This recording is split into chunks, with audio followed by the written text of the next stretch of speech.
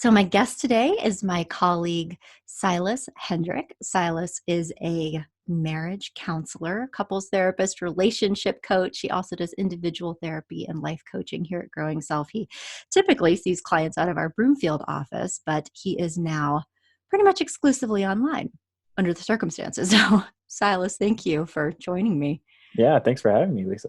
Well, and the reason why I really wanted to talk with you specifically is for two reasons. First of all, your approach to couples counseling is through the Gottman method of marriage counseling, which we know is an evidence-based approach to couples counseling, and you are trained in levels 1 and 2. And Gottman really emphasizes communication specifically. Yeah. Yeah, it really does. It's kind of like the cornerstone of everything we work on using the Gottman method, which I think is, so many times we have couples who come in and we're just like needing help with communication specifically, and that's what they're asking for. And Gottman, I have found is the best method to provide that. Yeah. Yes, definitely. So it's like a lot of like, okay, here's what to do and what not to do, which I love about his work. But the other reason that I really wanted to talk to you, Silas, and I hope this is okay, because you're a guy, right? Yep. And one of the things that I've learned over the years, and I think is such a reality, is that men and women can communicate differently, but also I think manage stress in very different ways. And there are always outliers in every relationship. Like I think in my marriage personally, like I tend to handle stress in the more stereotypical masculine way in some ways. And my husband is like, I need to talk, so it's like not always, but for generally speaking, there can be differences. And I know that a lot of couples are struggling right now just in the new reality that we are all inhabiting. And so I wanted to get the guy perspective on a few things. So I hope that's okay. Yeah, no, I think it's a very good question to have right now, and I'm sure a lot of couples and individuals across the country right now and around the world are struggling with a lot of these issues around Yeah. communication and stress. Well, and it's, I think, like not to stress people out more than they already are, because this is incredibly stressful. But I came across an article uh, that documented the fact that after everything kind of settled down in Wuhan, China, and the quarantine was lifted, there was a huge spike in the number of people filing for divorce. No way. I know, which is so bad. And like thinking more about that, I was thinking like, okay, so like a certain percentage of people probably were living in marriages that were for all practical purposes like dead, and just Mhm. sort of like status quo, and like thinking, okay, maybe people just like I think sometimes people who are facing death can get very clear about how they want to live. And so I imagine a number of those where people being like, if I live through this, I'm not doing this with you one more day kind of thing. And so seeing Yeah. some of that. But I was also thinking that, when when the chips are down, I think that people need each other emotionally in a very real way. And what we know is that when you're going through something major and you feel like you cannot connect with your partner emotionally, you can't go to them for support, they're not being responsive to you, it is wounding in a huge way. And I was wondering too if some of those statistics were people who were like, I can't trust you because of what they experienced. And that was like concerning to me. And I think that these communication differences can be a big part of that. So I wanted to offer something to help couples. Yeah, it makes sense. I mean, stress, I think oftentimes, especially stress of this degree, is like Yeah. almost a testing of relationship quality and understanding of each other. that the part of managing that stress is understanding your partner's patterns around stress and anxiety, and Mm-hmm. kind of working around those things, and knowing each other's needs in these times. Yeah. And when it's put under the test and one or both partners fails, that can be a pretty impactful, like you were saying, and almost traumatic in a way. Yeah. It creates a relational trauma in some ways. And so, what, and I know that I've mentioned this to you and the rest of our team here at Growing Self, like we've all like totally mobilized, like, okay, what do our people need right now? And we're Mhm. just like brainstorming new articles on the blog. And I totally scrapped like what had been my plan for my podcast over the next few weeks to talk about these kinds of issues that I think are almost like emergency types of issues. And so let's just kind of jump in here. I mean, you started talking about how people handle stress differently, and how like just even step one, like understanding what those differences are, can be the first step of connecting with your partner during those moments. But let's just talk about that for a second. I mean, like when if there's a spectrum of like how people cope in different ways, what kinds of things do you see as being like different flavors of coping? Yeah, I think the most there's like almost like Mm-hmm. two types I see most commonly. It's those people who externalize their stress and those who internalize their stress. Mm. And I think oftentimes those who internalize their stress, they self isolate. They kind of put their head down. They become just quieter in general. Because they're filtering out a lot of thoughts that they're having, that are going through their mind from all the stress and the anxiety that causes, and their tendency is to shut down and almost kind of duck and cover until the stress and the anxiety passes. And Compulsively play Fortnite. yes. Okay. Or just find any distraction. It's funny you say that, because I think that's a very real thing, Yeah. that escaping into another reality is a Mm-hmm. very tempting thing for those who internalize stress. And you're kind of seeing the value in one way of video games coming through for that, is that Yeah. that is because it's so much safer and calmer, and it takes away a lot of kind of the cognitive thought, and it focuses it into a game that's away from reality, so we can get away from it. Yeah. Because a lot of times people just need a break from thinking Oh my about these gosh. things, because I it's know. it's such a cognitive load that starts to feel heavier and heavier. Definitely. Well, and I think, I mean, just so that strategy one is like, I'm just gonna not do this for all. But I mean, I could see how that makes so much sense, because it's like, I mean, this digital conveyor belt of alarming information. It's like there's a new horrible thing every day, pretty much. And just to have like so much access to what is happening in the world and what could be happening, and also what is happening. I mean, let's not minimize this for people. I mean, particularly with like economic concerns and people losing their jobs, losing their savings. And I mean, again, I'm going to be all gendery here, but like, would you say that in some ways that kind of reality can impact men to even a greater degree than women sometimes, because they may feel, and again we're talking about traditional hetero relationships, but may feel like this obligation to provide for their families, to like sometimes be that financial supporter. I mean, is that Yeah, if I had to generalize, I mm-hmm, think that of the two, externalizing versus internalizing, men are far more likely to internalize mm-hmm, their stress, partly because of society. Like, you have to look at male masculinity, and you could say toxic male masculinity, and kind of the examples both in culture and through family structures, that you see how men, you know, they just hold on to the stress, and they just internalize it, and they just try to problem solve their way through it, and it's mm, harder for them to ask for help, and seek help in these times. mm-hmm. But um, but like in trying to problem solve when there is not actually a yeah. solution, like in cases like this, like that doesn't that what that like just a Right. sense of helplessness. And you bring up such a good point that in a lot of ways, there has not been a lot of space for men in our culture to almost like have permission to not be okay, or to say, Mhm. I'm scared and I don't know what to do.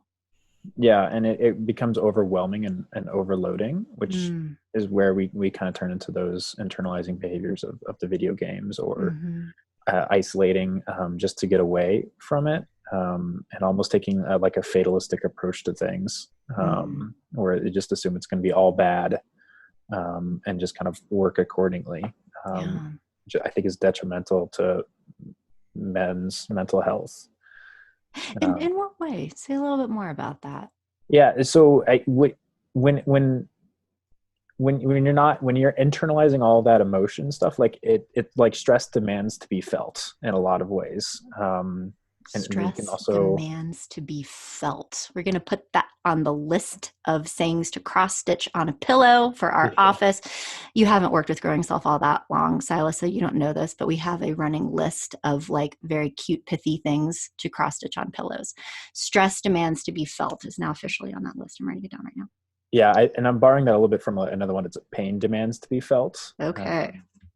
but and when this appears for men is that like at some point that stress like has to be released, and Mhm. generally what happens is they hold on to it, and then it all explodes out at once, and then there's like a full like breakdown. It's like, when you're out in the yard with a garden hose, and you put your Mhm. and you're just like letting it run, and the flow is very Mhm. slow and kind of detrimental. Well, because if you put your thumb over it, then the pressure builds up, and it builds and it builds and it builds, and then you let go, and then it's just like this whoosh of water that is destructive, and it kind of is very harmful to relationships around the men, Mhm.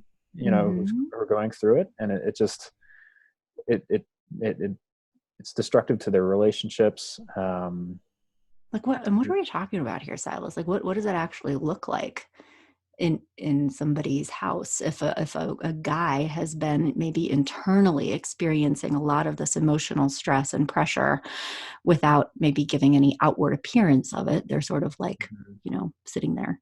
But then, I mean, you use big words like explode. Like what? Throwing a chair through the window. Like what? I mean, Yeah, I mean, it blows it. The only emotion that's left to men at that point to express it is anger. wow. Societally, the only emotion that men have told they're allowed to feel, that internalized stress just explodes into anger, which can certainly be violent, or just a lot of yelling, or Yeah. it could even go the other way into just like severe depression, Anger almost. turned inwards. Hmm. And kind of like self-deprecation and Mm-hmm. negative self-thoughts, which is kind of indicative of just like overall men's mental health being Mm-hmm. pretty poor, compared to other demographics. Yeah. And this is just making me think, and not to be like super dark, but about suicide. That Hmm. men are actually more vulnerable to taking their own lives. Yeah, it's like men between like 30 to 50, I think, is one of the Mm-hmm. highest suicide risks out there. Wow. And so certainly when we're in a time when we are, facing the immediacy of like health issues, of physical health issues, but then the long-term consequences of the economic consequences, the potential relational consequences, if the United States goes the same way as Wuhan, Mm-hmm. China, with these relationships, you're going to see a lot of detrimental mental health Mm-hmm. issues for a lot of demographics, Mm-hmm. potentially 10 years down the line, when we're feeling Yeah. the effects of this crisis. Yeah. Well, and also, I mean, very, very regrettable things happening in a relationship that, in my experience, it's almost like there are these dark malignant seeds that get planted, I mean, just as a marriage counselor, like I commonly have people, um women especially, needing to talk about something that happened like 3 years ago, but that was so almost mortally wounding to their relationship. It is not done. Like, you weren't there for me when I went into labor, like my mother died and you went to do something else instead of be with me. Like those kinds of um lapses, or it almost feels like emotional abandonment, like those are so hurtful. But you're also bringing up such a great topic, which is like also this potential for this emotional or even physical violence to come out, which is like destructive on a whole different level. Yeah, it's Wow. it's a tough situation, and to kind of carry on your point of, I know we're painting with broad strokes here. Mm-hmm. Yeah, but like women, I think, on average are more likely to be externalizers, in Mm-hmm. terms of their own emotions. So when you have, a heterosexual couple where the man is internalizing a lot of his emotions, and the woman is externalizing a lot of hers, there's a mismatch there where neither one of them are really getting what they need, and it's driving them apart in a lot of cases. Well, define that term a little bit. I mean, so externalizing emotion. What do you mean by that? So I think it's just more often, a willingness to talk about kind of what's going on internally. Mm-hmm. So, if you're having a lot of anxious thoughts, or you're experiencing a lot of worry for a family member, or yourself, you're more likely to kind of seek help and just talk about it in general. Mm-hmm.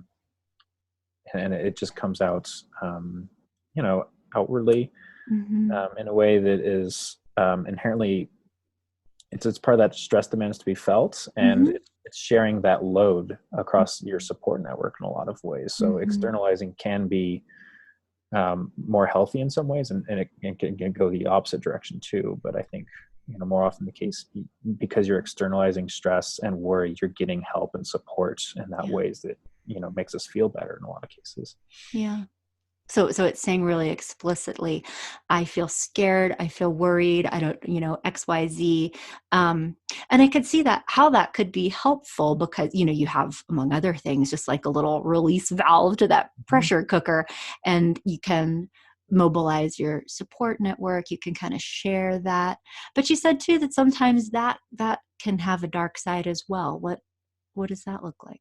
Yeah, so sometimes it's like, a fire hose of information, right? Mm. Where now it's like I don't want to say oversharing, but it's like a never-ending kind of like run of anxious and negative thoughts, more or less, that can Yeah. overwhelm a support network, and then the support network kind of starts to shut off around that person. Ah, I see. Yeah, So if it's done in excess, then it starts to turn people away rather than bring them toward. I see. No, that makes sense. If it's sort of like this constant, like frenetic, blah, blah, blah, blah, blah, after a while, people are going to be like, you know what? I have my own stuff too, Mhm. and I need to like take a break from your Yeah. hysteria. Yeah. Mhm. Yeah. Wow. Well, and I could see so clearly how, like, if you have a couple where one person has that externalizing way of coping, someone has an internal way of coping, that is a mismatch. Although, can I just, I have, maybe this is my own need to share. I think that there is also a third way of coping, and I'm just very aware of this because I fall into this camp, which is like a action oriented slash control-y kind of way of coping, where I'm like, Yeah. here's a list of things that need to be done, and as long as I am doing my list, like I don't know, feel at least like I'm controlling some things. But I also see this happening a little bit in some of my couples, particularly when one partner is like a, okay, we are going to be sanitizing all of the doorknobs every 3 hours. I've set a timer and I have created a chart for who does which doorknob when, like that kind of way of controlling. And I'm being like overblown Yeah. right now, but like that kind of way. And that when their partner is not participating in the behaviors, that also feels like a um, It's almost rejection. invalidating. Yeah. Yeah, and I see that sort of turning into arguments around like, you need to wash your hands when you come home, and somebody being like, oh, that's not, I was just in the car, it's fine, like the fights into like what people are doing or not doing, Mhm. um which are also not pleasant or helpful. Yeah. Yeah, I'm so glad that you bring that up, because conceptually, when we think of, human behavior Hmm. and emotions in general, they're all adaptive, and they're causing reactions that are inherently self-protective Hmm. in a way. So anxiety is often really an activating emotion, and that it puts us into behaviors that are there to lower the anxiety. But the behaviors themselves that are activated by anxiety can be different, for internalizing people, externalizing people, and managers, in a lot of cases. And so, if we take that view on how our Mm-hmm. partners are reacting to things, that really what they're doing is adaptive and helpful for them, and that Mm. can help us negotiate these differences, Yeah. and adaptive behavior and coping mechanisms. So I mean, that right there was just so important that all of these, like sitting in a chair, playing Fortnite, not talking to anybody, or being like, blah, blah, blah, I need to talk about this, I'm like freaking out, or a super like, okay, here's what we're gonna do. Like all of those are people being mobilized by their own anxiety and their efforts to cope with it in their own way. Yeah, and it's really easy if you kind of are more in one camp than the other to see the others as frustrating or annoying or not Wrong, helpful. maybe. You're wrong. It's often how it comes out in at the therapy room. It's one partner like, what you're doing is not helpful, and it's wrong. Could you not? Yeah. And I think just bring some attention that we all have these different strategies and stuff, Mm-hmm. and just knowing what your partner's is and what yours is can help bridge the gap in a lot of ways, if you're just Yeah. willing to put yourself into the other camp for a few minutes and then Mm. return to yours. Yeah. That can really smooth things. Yeah, like even just having some empathy, some just a basic, because it's so easy to do that, isn't it? Like be Yeah. extremely judgmental about other people's way of doing things is like, this is not right because this isn't what I need and want, right? And so just to like reach for empathy in that moment, to be like, he is feeling really overwhelmed right now, and this is his way of coping, or she is terrified, and that's why she's being a weirdo in her own little way. Mhm. That kind of empathy in those moments is the first step Yep. to And reconnecting. it really takes both partners to be taking Mhm. that empathetic step, because if it's just one who's doing that, then they're going to feel like they're kind of managing it and are kind of doing all the work. But if both Yeah. partners are on the same page in terms of taking that empathetic step and Mhm. removing themselves from that first gut response of judgment, that the response is not what they need, then Mhm. that is what really bridges the gaps and helps couples feel Yeah. more aligned, and more on the same page. Mhm. Well, I mean, and let's go there if that's okay. And with the acknowledgement that you and I talking about this for a few minutes on a podcast is not um, the alpha and omega of what's going to help with this, because what we're talking about right now, like helping people understand each other and see each other's perspective and gain empathy, is what we as marriage counselors do sometimes over months of Yeah. weekly marriage counseling sessions to like help people achieve this. And now we're going to be talking about it together right now like it's easy. It's not. But if somebody's listening to this and being like, this is what we need, let's take the one scenario that a emotionally externalizing, processing kind of person is listening to this because they have been having the experience lately where their partner is shut down,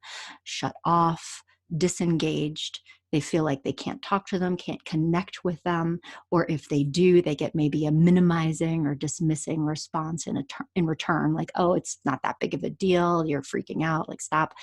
Um, where can they even begin to try to change that conversation with their partner who may not have any awareness of their own emotional process, right? I mean, that in itself can take such a long time to develop that awareness of, oh yeah, I'm kind of emotionally shutting down because I'm feeling overwhelmed. Like subjectively, that's not the experience. It's, yeah, I'm just going to sit here and play my video game, Mm-hmm. like that.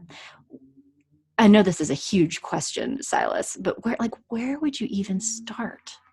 Yeah, I mean, it's a great question. I think a lot of what is coming to mind for me, Mm-hmm. especially in this particular scenario, where it's often going to be the person who's externalizing or managing emotion Mm-hmm. that way, who's going to be reaching out to the internalizer. Yeah, like listen to this podcast. Yeah, exactly. Like, you need to hear this. Like, this is going to help us. So true. I think, to bridge the gap when what I tell a lot of my couples is this: just take a stance of curiosity more so than anything else, and just asking them broadly about their experience. Mm-hmm. And especially for the internalizers, just joining with them a little bit and their activity, and then slowly starting to bring up more conversations. Because a lot of internalizers are using that activity to distract from the flow of information, which conflicts a lot with the externalizers because they're just providing a flow of information. Um, But like, and so I'm just imagining an externalizer and internalizer sitting together at dinner, and the externalizer picks your advice and says with humility and curiosity, I noticed you've been playing a lot of video games lately since you can't go to work anymore, and I'm wondering if there's a chance that part of this is because you might be feeling a little stressed, like as careful as you could be.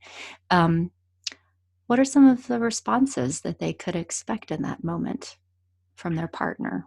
it widely varies, honestly. It could be oftentimes the internals can be like, "Oh, I'm just playing video games," because they're kind of engaging more in that brushing off behavior of "I'm fine," like it's gonna be fine, and they just are keep telling them themselves, and then they externalize that like "I'm fine." There's nothing wrong going on. Um, there's nothing worrying, and so you know it's a tough question to kind of come over, and Mm-hmm.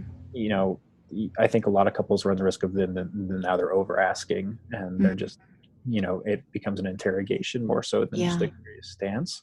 Yeah. And so I think it requires, it's not going to be able to sit down and get to the Mm-hmm. feelings in a 30-minute conversation over dinner. It's going to be just repeated, I'm noticing that, your leg is shaking, a lot. Like, are you feeling really anxious right now? Mm-hmm. And just like over a period of a few hours, and just like giving them the space Mm-hmm. to know that they can talk. I think that's what a Yeah. lot of people is, that they do want to talk about what's coming up for them, and it's hard.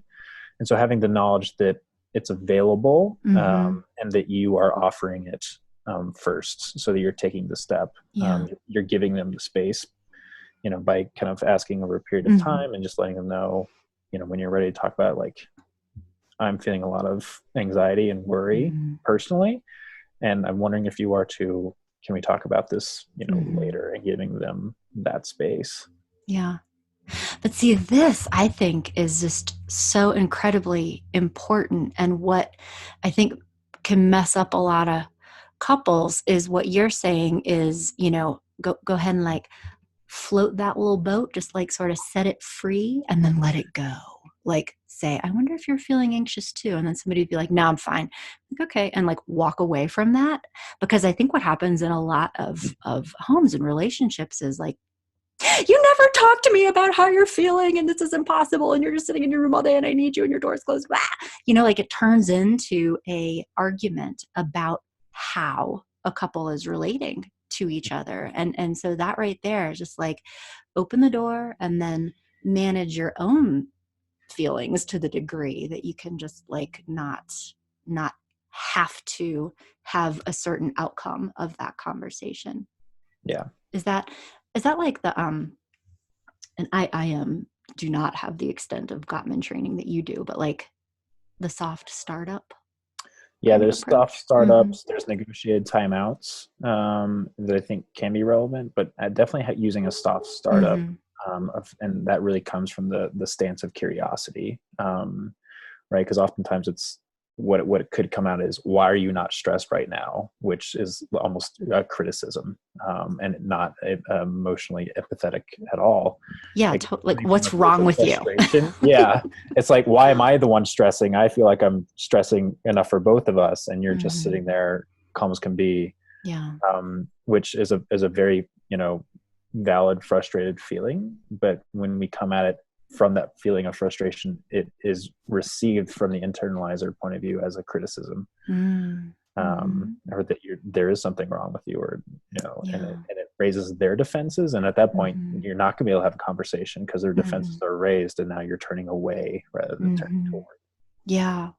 But it's these like little micro moments, and it's like when we're sitting with a couple in a little room or on the screen, and they can't exit, like you and I are keeping them in that space and not letting it turn into a fight.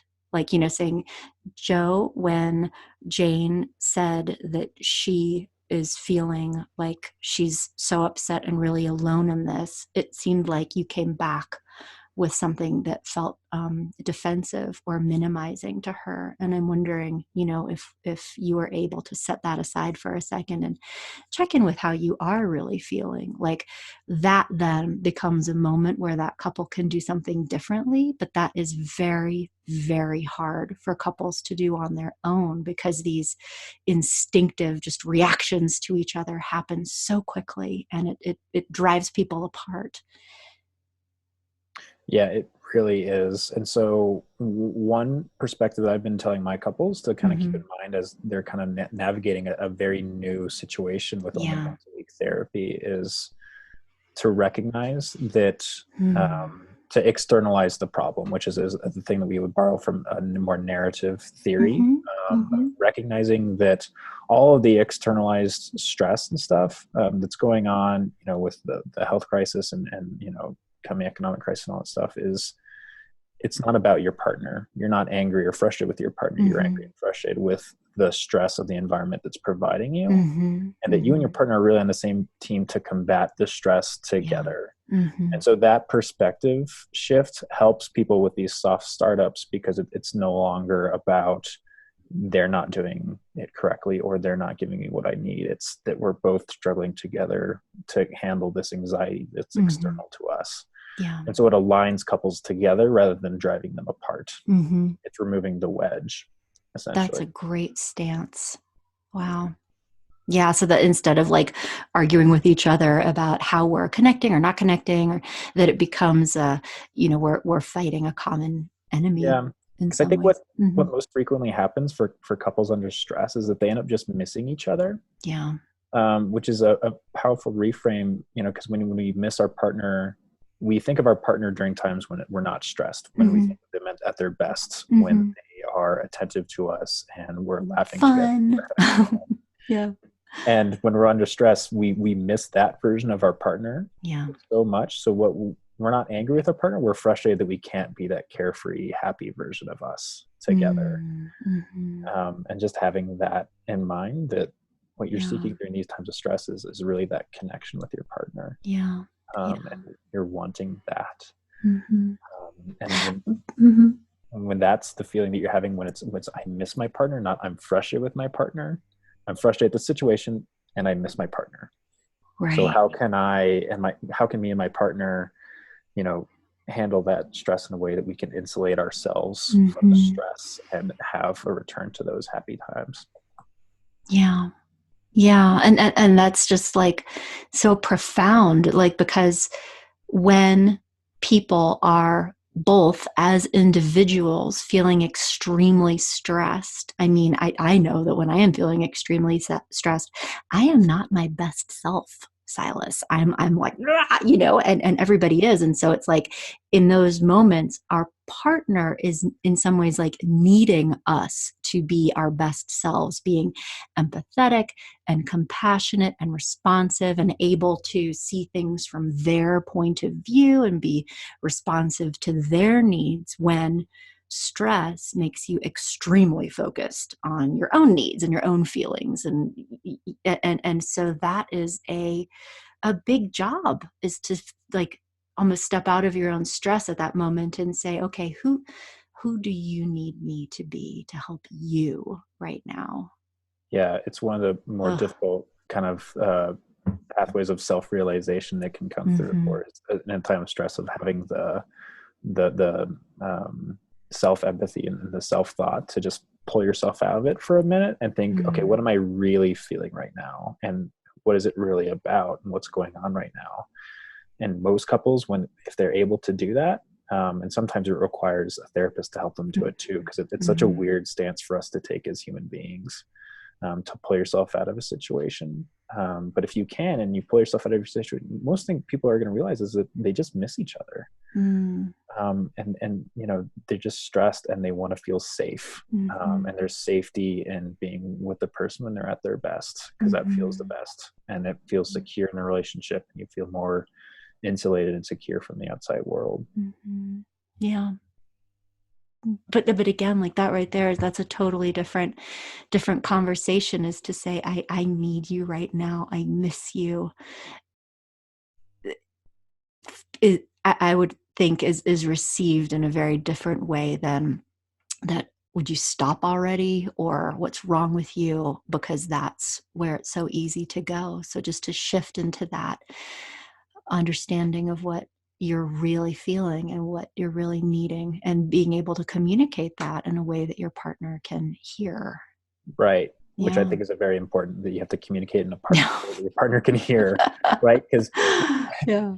it's a very vulnerable place to go to your partner and be like, I miss you. I need your support right now. And if they don't Yeah. hear it in the right way and they don't react in the right way, Mm-hmm. well, now you've got a emotional trauma, relational trauma. Yeah, it's like a rejection. Right. Yeah. Right. Yeah. But and now I'm just going to say this very explicitly, like, for people, if you're out there like me, when you say, I need you to stop what you're doing and help me mop the floor with this bleach solution I've prepared, your partner might not hear, I really need you and I miss you. They might hear that you need to be doing these tasks. So to just, like, even if it, what you're saying is like through the actions, you are expressing need. I need your help. I need you to help me make our home feel safe. It would be better for your relationship if you actually said that part and not make it about the mopping. Yeah. Just saying. Which brings up another kind of thought to my mind when we think about people's love languages, and there's acts of service, physical Mm-hmm. touch, and all of those. It's important to know you, your partner's best way of showing love and affection, but also Mm-hmm. the way that they receive it. And if you have a working knowledge of both, because they're often different, Mm-hmm. that way when your partner asks, can you help me mop the floor, and if you know that your partner's one of their love languages is acts of service, then that could be Mm-hmm. something that can help you key into it, be like, oh, what she's really asking for is that love connection and that Mm-hmm. support that she needs. Yeah. And so that can help to bridge the gap too, so it's not all on the person Mm-hmm. who initiates and is Yeah. asking for the support. What, oh, such an awesome reminder.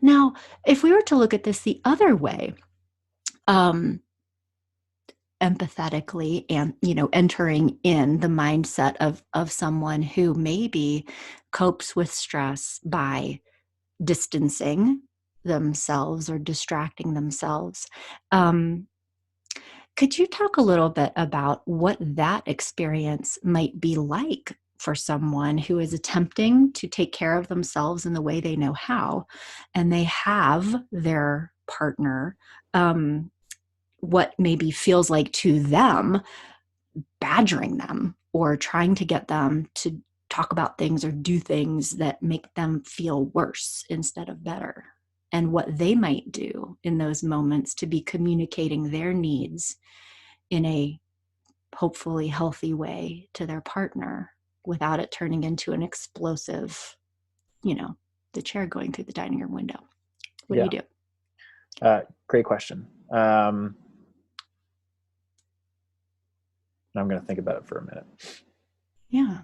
It's a hard Uh, one. And again, like, and what we really, again, need to be highlighting is that Silas and I are talking about this stuff like it's easy. It is not. When we work with people in couples counseling, it is over usually many weeks, if not months, of introducing these ideas, talking about how to do it, practicing it in the room. And now everybody's have to doing it like super crash course all of a sudden. And it isn't easy. So just with that in mind. yeah. Mm-hmm. And so I think with that in mind, um, for the person who is internalizing a lot of their emotions Mm-hmm. and a lot of their stress, to kind of recognize why they do that first and Mm-hmm. foremost, because they're when we internalize our emotions, one of the side effects that I think is why a lot of people do it is that you look like you're calm and composed and you're Yeah. able to kind of handle it. Mm-hmm. And so what can be really important and really validating for a partner who's coming to you with like a lot of anxiety and a lot of stress is to Mm-hmm. just reflect back to them like, yeah, I hear that you're saying that and I'm feeling that too. And that's part of the reason why I'm escaping it a little bit. Right, Mm-hmm. because it shows one that that your partner's not alone, that you're feeling it too, you're just expressing it differently, and that you're Mm-hmm. doing what you can to manage it. Mm-hmm. Because they can often feel like they're are like crazy or just kind of like flying off the handle because the internalizers are sitting there and looking more or less fine, Mm-hmm. and stress free.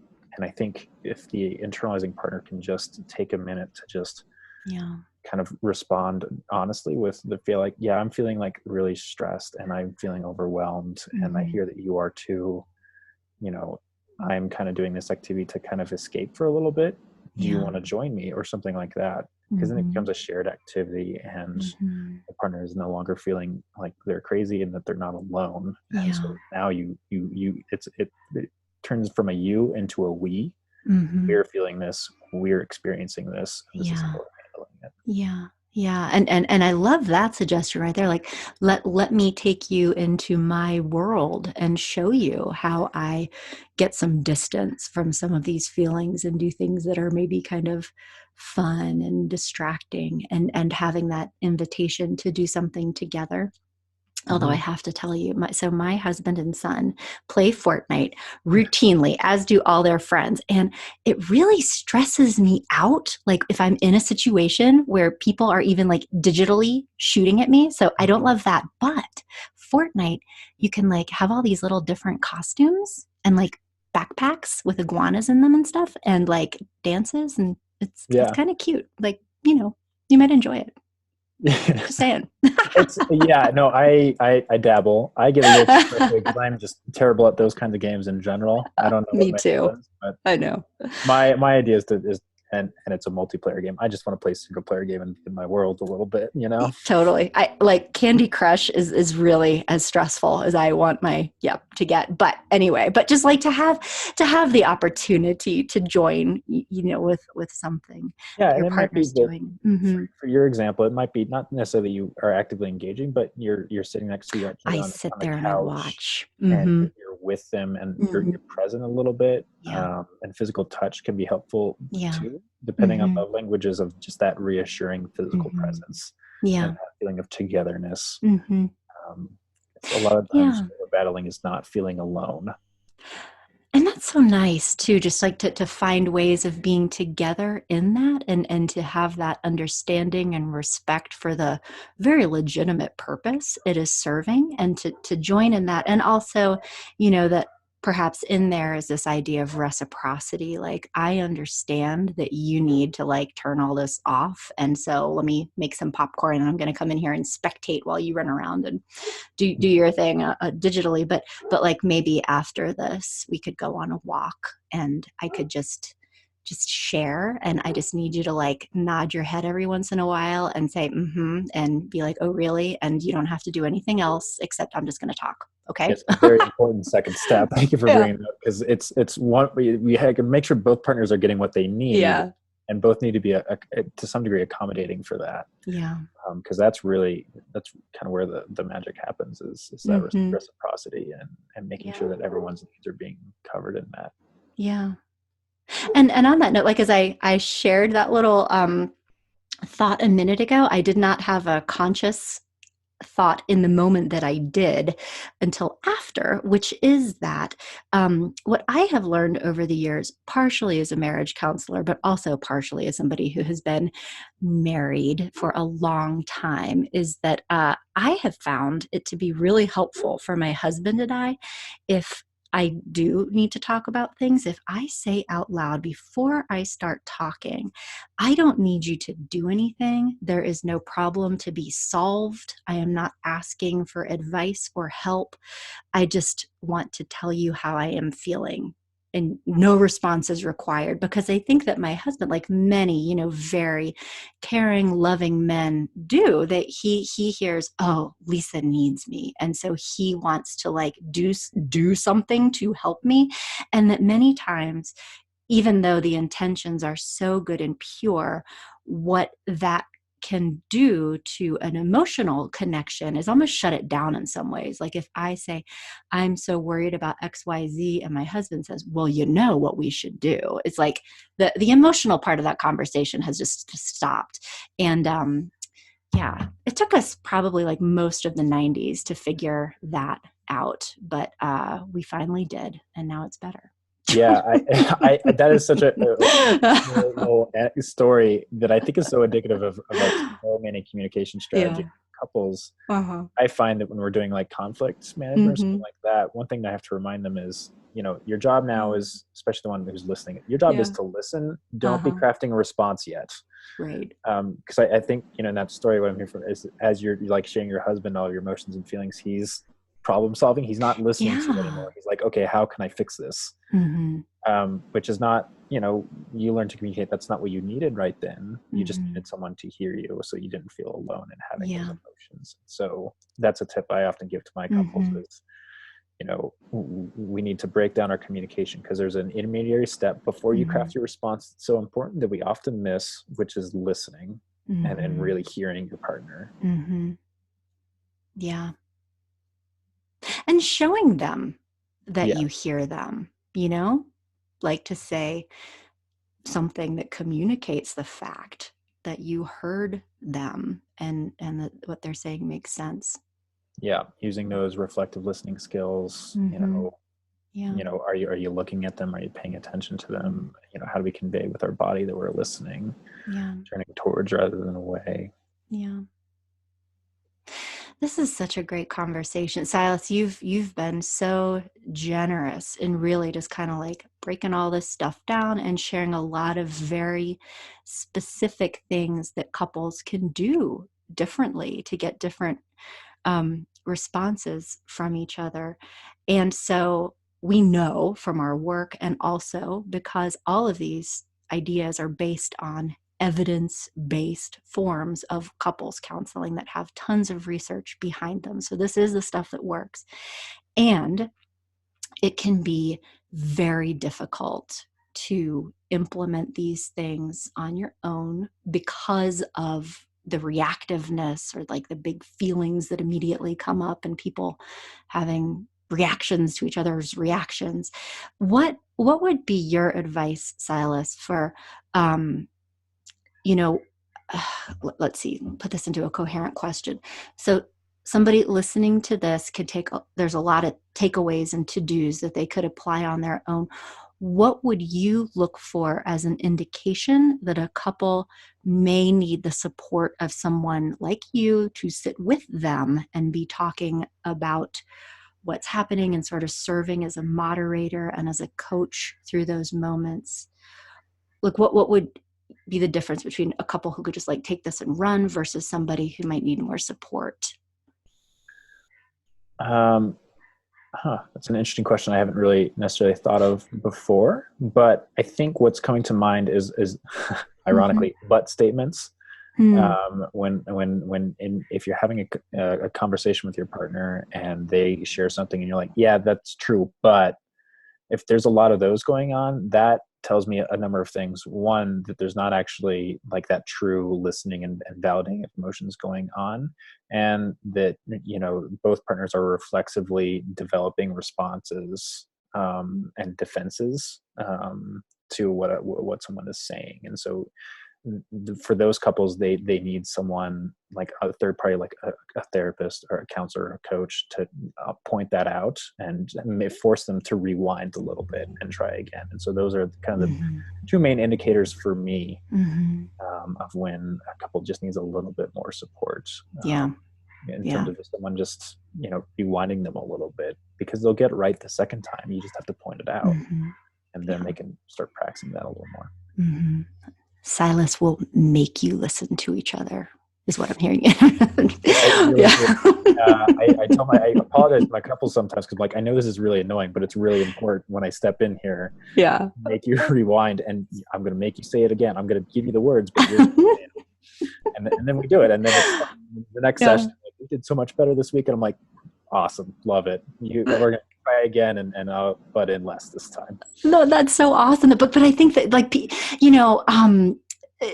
it's so instinctive to have those old ways of responding and to really like have somebody actively stepping in and being like, I'm going to ask you to do that differently. Like that can be so helpful. Um, and I'll also, in addition to exactly what you said, if there's like, you can tell that communication is just like bouncing off and not really being received. Um, I think what is also true is that there are some dynamics that start happening in a couple, particularly around that like pursue withdraw dynamic, which is really what we've been talking about today. Mhm. You know, one partner wanting to connect, the other partner sort of pulling back and avoiding, and those can become very entrenched. A lot of couples struggled with that prior to the world falling apart, and that even under non-stressful circumstances, it can be very difficult to change that systemic way of relating. And so I would also share that if you are listening to this and try to use some of these suggestions, and even though you are being very consistent and deliberate, and by that I mean not trying it once, because we see that all the time in couples counseling. People like try something once, be like, well, it didn't work, you know. It's like, no, like try it for like over and over and over again. um, because that will help your partner begin to respond differently to you potentially. But if there is just like this very entrenched way of responding to you, that it's like even though you're doing something differently, your partner is still responding to you in the way that they always have, that is a good indication that you might need to put this in front of somebody like Silas to be able to just call it and like help your partner shift, because there can be interesting things that happen like on the inside of people, the relational dynamics, like, you know, the stories that we tell ourselves about who our partner is. um, those can be at play sometimes. Like, I can't tell you how many people I've talked to that, you know, have this idea that he doesn't care or she's always overreacting. And it's those core beliefs that can get in the way of the way that we respond and show up for our partner. And those are hard to change Mhm. on your own. That's my takeaway Yeah, anyway. I think that makes a lot of sense. And so I think, to unpackage it a little bit, if you're feeling stuck and almost in a Yeah. rut where all of your conversations go the Mm-hmm. same way, they feel the same way, and you feel Yeah. like you're treading water, Mm-hmm. that's the time to go and seek help, because you need a change to happen. And Mm-hmm. over the years or months or whatever it is, if that change isn't happening, you need someone, a third party, to just help you break down those conversations and find exit paths, different Mm-hmm. exits, so that you're interrupting the flow, and so they start to feel different, and they'll Yeah. start to feel more productive over time with good work. Mm-hmm. Yeah. Those are great ideas. Well, this has been wonderful, and thank you so much for your time. Before we end, though, I also just want to share with our listeners here, because I don't always go here, but I think that the circumstances in our world are such that it would be irresponsible of me not to. For many years on the Growing Self website, I've actually maintained an emergency resources page for people who, you know, may come to Growing Self and for whatever reason we're not a good fit for them. They need different kinds of services than what we offer, or they are just in need of like a higher level of care than the kind of stuff that we do. And on that page are links to things like a national suicide hotline that is staffed 24/7. You can call anytime. They do like a text thing. And so, like, if you have somebody in your life that you are really, really worried about, either you could give that to them and encourage them to call. It's also okay for you to call that number and just have a conversation with the person, be like, okay, well, here's what's happening. What should I do? Um, Silas, we touched on this a little bit at the beginning of our conversation, that just with the magnitude of stress that people are under and some of these relational dynamics, um, things can potentially get violent in a relationship, and these things can get so out of hand so fast. Also on that page, you will find a website. It's called thehotline.org. There is a hotline, also a text-based thing, where if you are feeling frightened in your relationship in a new way, there might be resources there for you. Things like emergency drug and alcohol treatment, but also things like how to get involved in a local community mental health if there's like big mental health things going on. And then very lastly, this is a wonderful resource that not every, I'm surprised more people don't know about this, but if you call the number 211 from any phone, just like call 911, but 211, you will connect with your local branch of the United Way, which is basically like a caseworker who knows about all kinds of community resources that might be available to you in terms of food banks, rent support, emergency childcare kinds of things. Like all of that is available to you. So the page on our site, so it's growingself.com/, just emergency dash resources, but that 211, if that's an easy one to remember, and they could also refer you to all of the resources that I just mentioned. I just wanted to put that out there just in case. Yeah. Yeah. Well, Silas, thank you again so much for joining me today. Thanks everybody for listening, and we'll be back in touch again soon. Thank you. Thank you.